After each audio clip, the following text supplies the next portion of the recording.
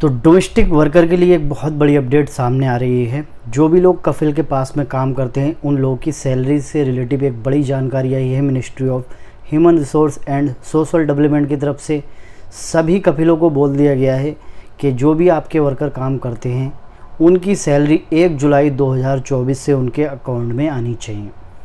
तो सभी वर्करों की जो डोमेस्टिक वर्कर सऊदी अरब में काम करते हैं उनकी अब सैलरी उनके अकाउंट में ट्रांसफ़र की जाएगी। तो 1 तारीख से ये कानून बन जाएगा। तो इससे बहुत सहूलियत होगी जो भी डोमेस्टिक वर्कर सऊदी अरब में काम करते हैं, क्योंकि बहुत से लोग इस तरीके की परेशानी में फंसे रहते हैं। मेरे पास में बहुत सारे इस तरीके के कमेंट आते हैं कि भाई मेरी सैलरी मेरा कफिल 4 महीने से नहीं दे रहा है, कोई 8 महीने से नहीं दे रहा है। उसके बाद में हम किस तरीके से कंप्लेन करें, एम्बेसी जाएं, तो हमारे पास में कोई सबूत होना चाहिए। तो सबूत के तौर पे उनके पास में कोई भी पेपर नहीं होता है, क्योंकि जो सैलरी होती है वो कफिल इस तरीके से दे देते हैं और उनका पास में कोई सबूत रहता नहीं है। लेकिन जब अकाउंट में सैलरी आएगी तो साफ साफ उनके पास में प्रूफ होगा कि कितने महीने से उनकी सैलरी नहीं दी गई है।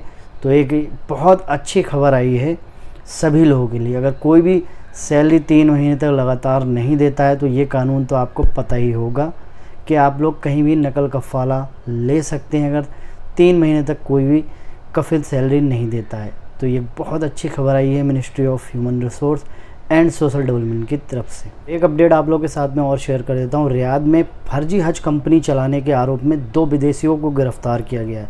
जैसा कि मैंने कल की अपडेट में बताया ही था आप लोगों को कि इस टाइम हज का सीज़न चल रहा है, तो बहुत सारे इस तरीके के फ्रॉड किए जा रहे हैं।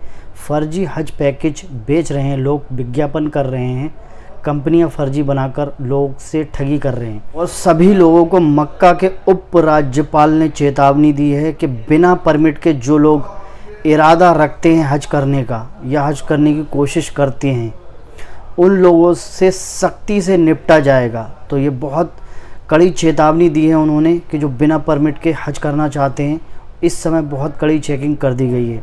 तो कोई भी बंदा बिना परमिट के हज नहीं कर सकता। जैसा कि मैंने आपको बताया, अगर वो पकड़ा भी जाता है तो उसके ऊपर जुर्माना किया जाएगा और साथ ही साथ अगर विदेशी नागरिक है तो उसे डिपोर्ट भी कर दिया जाएगा। तो आप लोग भूल कर भी ये गलती मत करना, क्योंकि इस समय कड़ी चेकिंग चल रही है और बहुत से लोग फर्जी हज पैकेज बेच रहे हैं। उनके ख़िलाफ़ भी कड़ी चेकिंग शुरू कर दी गई है। अगर सऊदी अरब के अंदर इस तरीके की कोई भी हरकत करता है, बताइए किस तरीके के लोग पड़े हुए हैं। मतलब हज के मामले में भी धोखाधड़ी कर रहे हैं, फ़र्जी हज पैकेज बेचकर पैसा कमाना चाह रहे हैं। तो इन लोगों के साथ में यहाँ तो ऐसा हो रहा है, कल वहाँ पर क्या होगा, कमेंट बॉक्स में कमेंट करके ज़रूर बताइएगा।